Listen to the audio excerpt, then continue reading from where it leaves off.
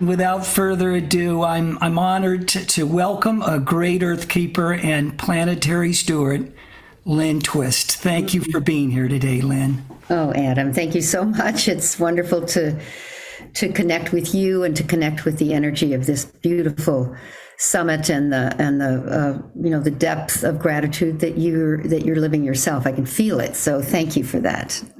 Well, you bet. And without further ado, let me share a little bit about Lynne. And Lynne Twist is the founder of the Soul of Money Institute and the author of the best-selling and award-winning book, The Soul of Money, Transforming Your Relationship with Money and Life.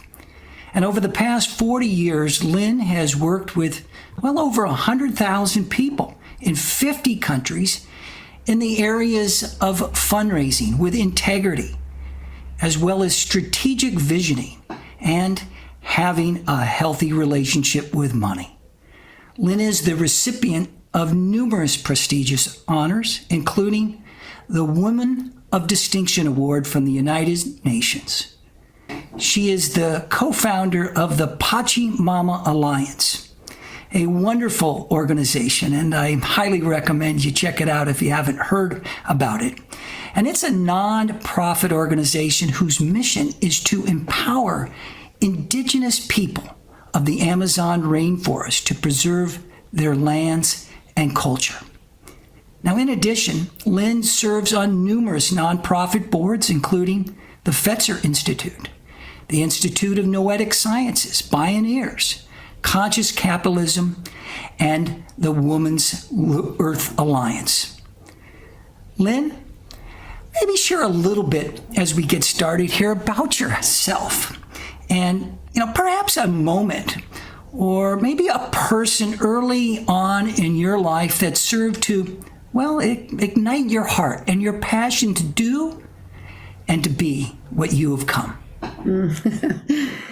Wow, there's so many people in that category, I'll tell you. But I'll start with the kind of a seminal experience that I had. I had a very, very happy childhood. I have no complaints. I was a very lucky child, a very happy child. I was born into a wonderful, wonderful family. And I adored both my parents. I'm the third of 4 children. And my father was a musician. He was a fabulous musician. He was a pianist, a composer, but really his joy was he led a dance band in the old dance band era, really sort of before television took over entertainment. People used to go out and dance. They went to the hotels and the big resorts in the summertime, and people just got up and danced. That was the dance band era. That's why it was called that. And I was just a tiny girl at that time, but I loved that whole world. And my father and of course, all his kids were special to him, but I was the one who took ballet and tap and piano and voice and acting. And I took every possible course, every possible class, so I could be like my dad. He was charismatic, he was handsome, he was dashing, and he was, he was a famous guy. And then when the day before my 14th birthday, we all went to sleep one night in our family. Everybody was healthy and well. And the next morning we all woke up except for him. And he died in his sleep in a heart attack at age 50. He was quite young. Mm-hmm. And it was a devastating event for our family. Obviously, no warning, no illness, nothing. He just woke up dead, had a heart attack. But I'll just say that event, why I'm referencing it, because that's when my mother was just overwhelmed with the fan mail and the orchestra, the men and women that were part of the band. She really couldn't tend to the shock and tragedy of her own kids, including me. So I became very deeply engaged with a nun. We were raised as a Catholic, who was literally my Sunday school teacher, Sister Benjamin. And she helped me get through the grief and loss of my father's life. And I tell you that kind of longish story to say that Sister Benjamin and my father led me to what I call my interior life, finding my own love of life internally rather than dependent on everything outside of myself. And it was at age 14 when you're just kind of formulating who you think you are. And I was a popular kid, on the outside. I was a cheerleader. I was president of everything. I was a good student. I was, one of the cool kids.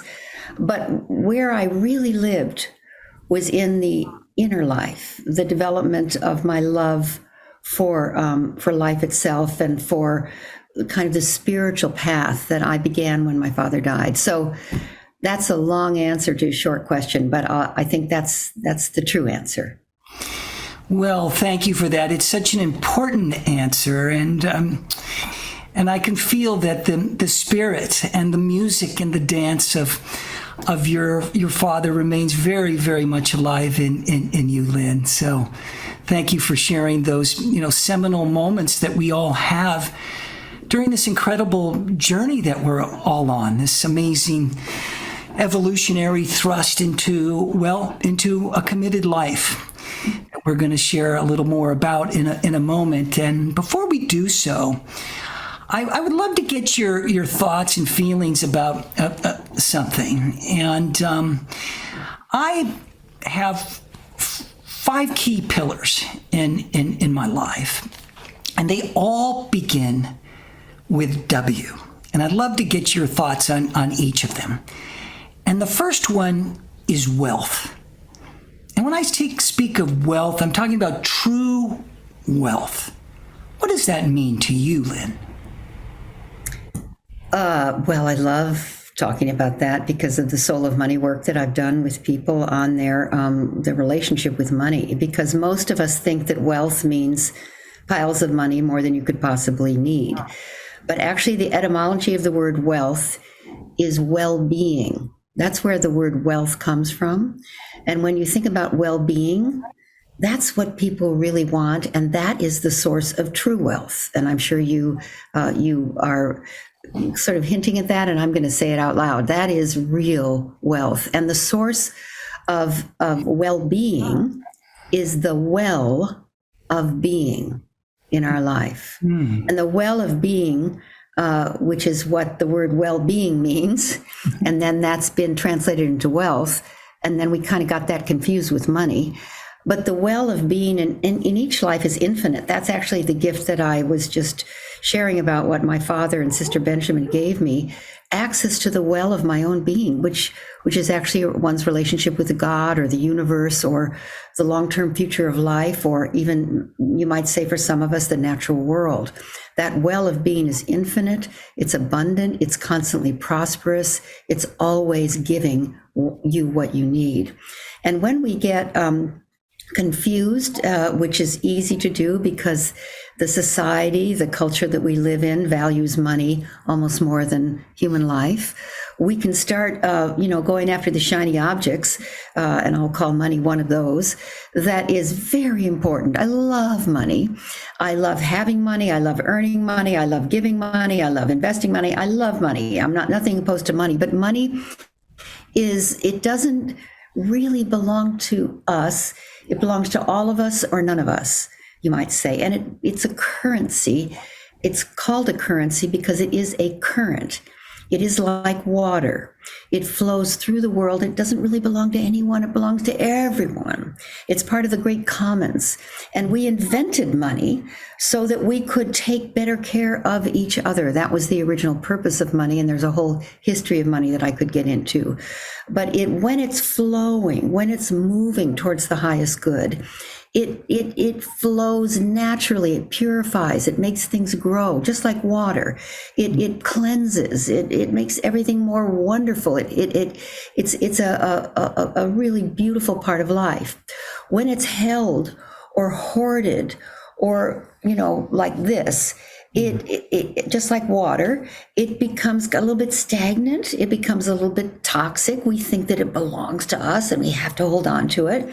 And it makes us a little bit sick. We cannot see the forest for the trees. But when we know that true wealth is rooted in well-being and what I'll call prosperity, prospering. What people really want to do is they want to prosper. And prosperity and well-being is accessible through sharing, through making a difference with what you already have, with actually honoring the reverence gifts of life through what I think you teach so beautifully and embody so beautifully, gratitude, gratefulness, and knowing that everything we have is there to, all the blessings we receive are given to us so that we can bless others. And so real prosperity, you think about the Scrooge wonderful story at Christmas, that Scrooge had all that money, but he wasn't very happy. But once he began to share, once he began to move it towards the highest good, he became a much happier person. So that's really, wealth is a very tricky topic because it's been a little bit hijacked. But I'll say once again, the source of true wealth is well-being, or the well of being that's available to all of us, and sharing that in a way that makes the world a better place. Well, yes to true wealth, as you have shared, and the well of our being. And also in that well of our being, I think that takes us to that second key pillar that I have is worth. And I'm not speaking to net worth. I'm speaking to self-worth. And Lynne, how can someone find a sense of self-worth in this age where so many of us feel demoralized or marginalized and or like relegated to just play a role at the expense of their true selves? What are your thoughts around worth and self-worth? Sometimes the way I answer questions is to tell a little story, so I'm going to do that now. One of my wonderful colleagues in the work of Pachamama Alliance, the work that we do in the Amazon rainforest and all over the world, really. One of my greatest allies is a man named David, and David is passed away, unfortunately, but he was very deeply troubled in his marriage, and he was studying shamanism, kind of the spiritual discipline of shamanism. And he was in the Amazon rainforest with some of the great shamans that we have the privilege of working with Pachamama Alliance. And he went through a medicine journey with one of the shamans that was teaching him. And in that medicine journey, and the medicine was, medicine in the Amazon is a very powerful plant medicines that the shamans use, and that they're actual beings that you commune with there. And in this ceremony that David was in, he asked the plant medicine and the spirit that came to him through that plant medicine what to do about his troubled marriage, what to do about being a better guy, a better husband, a better dad. And he said how lost he felt and how demeaned he felt and how he felt he wasn't the right kind of guy and he was this, he was that. And in the request for guidance, he demeaned himself. He put himself down. He put out all the doubts and fears that haunted him, like we all have. And the answer that came, this really moves me. The answer that came to him from the spiritual voice that came to him is said, "How dare you question my creation? How dare you demean the very gift of life that you've been given? How dare you spend so much time in that arrogant and self-indulging pettiness of questioning the gift you've been given called your life, your body, your intelligence, your creativity, your delicious opportunity to be of use on this planet." And it was a rude response, a shocking response to his imploring for help with his marriage.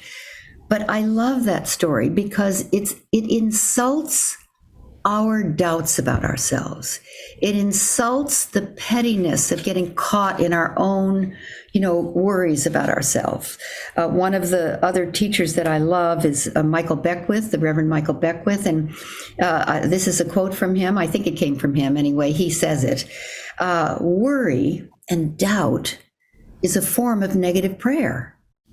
And when I first heard that, I thought, oh my God, I've been negative praying about my kids, about my job, about what I'm going to do next. Negative praying, I don't want to do that anymore. And so that disrupted, just like in my friend David's journey, disrupts the pettiness of spending so much time worrying about whether or not we're good enough or tall enough or thin enough or smart enough or anything enough, and just getting on with it and taking what we have, being so grateful for it, our body, our health, our intelligence, our creativity, our love, and making it available to the world. And so worth is actually even kind of questioning it a little bit, self-worth. You can see how, from my two stories, how when you start to see that as self-indulgent, it helps you kind of let go of it and get on with it. And it doesn't mean that I don't have those feelings from time to time. I woke up yesterday and I was like in total overwhelm, and I thought, oh my God, I'm such a jerk. I can't get all this done. Why did I tell all these people I do X, Y, Z, and Q? But once I actually, lamented and wallowed a little bit and shared with my friend Sarah about how, overwhelmed I am and poor me, as soon as I was done, wallowing, and she heard it and she thanked me and she said, I got it. Then suddenly I was back. I was available again, and I was on to making a difference with my life. So I offer that as a response to your question about worth, which is something that we all struggle with, and that's human, and that's wonderful, and it's okay. But don't stay there too long, because it's a waste of the precious time we have on this planet. Well, very much so, and and we're here to evolve all that sense of our own inner self-love and self-worth. And one of the things that comes to mind, and this brings me to that next pillar of the 5 pillars, and that is wisdom, and evolving wisdom, and how we apply those life experiences and knowledge that you were referencing with the man in the Amazon journey, the jungle, and Ecuador, and working with the shaman. And what one person comes to mind when you think of a representation or someone that illuminates wisdom or has done so either now or in the past? Oh God, there's so many wonderful wisdom keepers that I've had the privilege of knowing. I worked closely with Buckminster Fuller. I was at Mandela's inauguration. I've had time with Desmond Tutu. I sat at the feet of Mother Teresa. I know the beautiful Jane Goodall. So there's so many people that come to mind. Maya Angelou. I'll just say Mother Teresa was a really awesome teacher for all of us. I'm sure everybody, you just say her name and you kind of know that life is worth living and giving. But knowing her and being in her company, it just kind of moves me to tears to think about it. Her wisdom came from her surrender to God. And if people listening are not believers in God, or that word kind of jars your belief system or your cosmology, you might look at the unseen allies, the spiritual context that we all have access to. It might be the enormity of the awe and wonder of the natural world for you, but the surrender to something larger than ourselves, which is the subject of my new book, Living a Committed Life. The surrender to that gives you access to wisdom, not knowledge. Knowledge is acquired, and knowledge is important, and I love knowledge, and we're living through the most powerful information age. of any generation in history. We have more access to more information, more opportunity, more data, more facts and figures and opinions, a lot of opinions, than any generation of humankind has ever even contemplated was possible. You can, click on Google and find out what the ancient Greeks were saying, and it's right here, right now, or the Egyptians, or Ramses II. But is that wisdom? Probably some of it, yes. But wisdom comes through, I say, the core of who we are, the heart and the soul, and it is not something it's not additive. It's something that you access, and you access it through surrender, humility, and knowing that you are the instrument of something that wants to happen. There's a wonderful phrase from Joseph Campbell and I love this. He says, "We are the ancestors of an age to come." Mm-hmm. And when I think about that, I think about my ancestors being the ancestors for this age.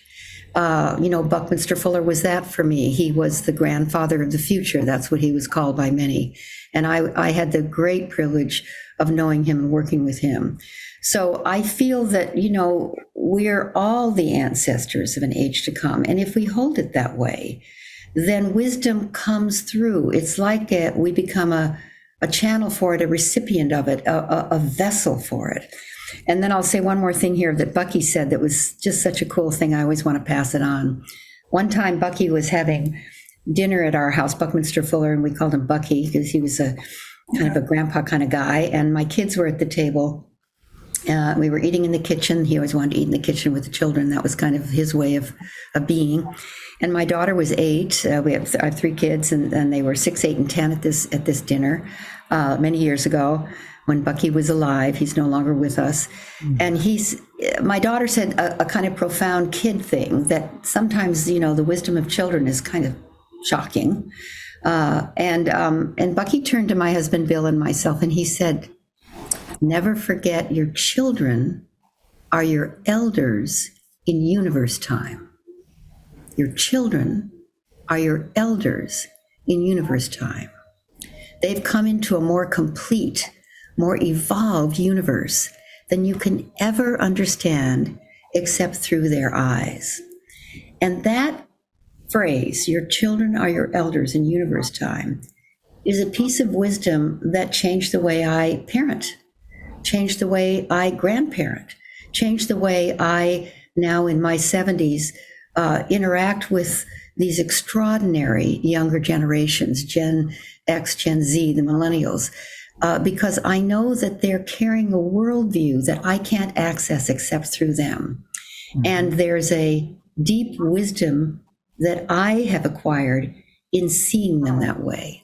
So that's an example of what I call evolving and beautiful wisdom that's really coming through. Well, beautiful, beautiful, Lynn, and I can certainly relate to that and what Bucky shared, having three daughters, and get a load of this, 6 granddaughters. Wow, 9 women. Way to go. Good job. Do you think I'm here to learn something? Well, you know what? This is the Sophia century. That's what I call it. The century, the 100 years when the divine feminine will really kind of save us, recreate life, regenerate life. So you're in very good hands. Well, I want to get to that Sophia century in just a moment, but let's round out these 5 pillars and touch upon the 2 last ones. And one is wilding and rewilding, regenerating Mother Nature.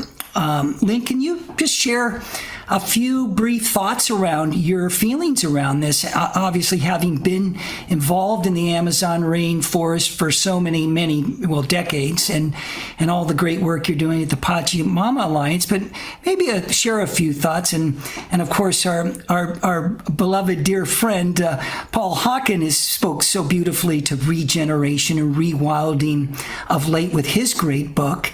What are your thoughts about rewilding? Well, I think the pandemic, as the indigenous people have told us, although it was was and is, continues to be painful and hurting many, many people, and kind of breaking down our economic system, and of course, people have lost beloved ones and have been sick. I had COVID twice myself. Having said all that, I'll just say that the pandemic, the indigenous people say that we've been in some primordial part of who we are, longing and waiting for something powerful and sacred enough to disrupt the way we were living in a way that we could go inside. Obviously, inside of our houses was the mandate, but inside of who we are long enough, quietly enough to rethink, reset, reimagine, redesign, revitalize, renew, and regenerate the way we live on this planet. And I often say, and this all comes from our beloved Paul Hawken, I'll often pass on the pandemic is not happening to us, it's happening for us. The climate crisis is not happening to us, it's happening for us. This is feedback from the mother. This is feedback from the ultimate mother, Mother Earth, giving us the feedback we need, that we actually, in some primordial part of who we are, have been craving, because we've tried to change our ways. We've tried to disrupt the consumer, commercial, take everything as fast as you can culture, and we haven't been able to do it. We've made it so powerful, we're the victims of it ourselves. So the gifts, the blessing, the feedback of the pandemic, the feedback of this horrendous, terrifying climate crisis is the opportunity to re-see, renew, recreate, resource, really. And I'll just say one other thing, and maybe this is what you're going to ask me next, but I'll say it now. In many ways, the pandemic, and this is kind of my words, is morning sickness for a pregnant species that is finding its way to be reborn anew, bring forth a new kind of human being that's more evolved than the one that we're now living. And, when you're pregnant and you don't know you're pregnant, you think you're sick. You really do think you're sick. You're nauseous, you want to rest too much, you can't get anything really accomplished, you start to get a little bit dizzy, and you think you're sick. But then when you go to the doctor and really get a read on it, you find out, oh my God, I'm going to have a baby. And then the context of what was an illness is a miracle. Mm-hmm. And I invite us to look at the pandemic as morning sickness for a miracle, which is we are probably entering a very difficult pregnancy and labor, to be reborn in the next evolutionary expression of what it means to be human. Well, speaking of fertility and pregnancy and birthing the new world, that leads to the fifth and final W, and perhaps in many ways the most important, women. Oh. And Lynne, His Holiness the Dalai Lama said, the world will be saved by the Western woman. Please share with us about your work and some of the things that you're doing with and for women right now. Well, I love this one, obviously, because I feel very fortunate to be born a woman, at least this lifetime. And I'll just say that I referenced what I call the Sophia century. If we think about this time that we're living in, it's really the first 100 years of the third millennium. It's the first century of the next millennium. So we're beginning something new. It is a new era. Indigenous people say that. There's tons of prophecies about the 21st century that all talk about this century as actually unlocking the gender kind of lock. This is we're only 22 years into the next millennium. If you think of it that way, we're just getting started. And this 21st century, I'm naming it, or many people have named it, but I'm one of them who likes to say this. I call it the Sophia century, the century when women will take our rightful role in co-equal partnership with men and the world will come into balance. The century when the divine feminine will come through all of us in a way that matches and tames down the patriarchy and the masculine, which has had to carry humanity for so long.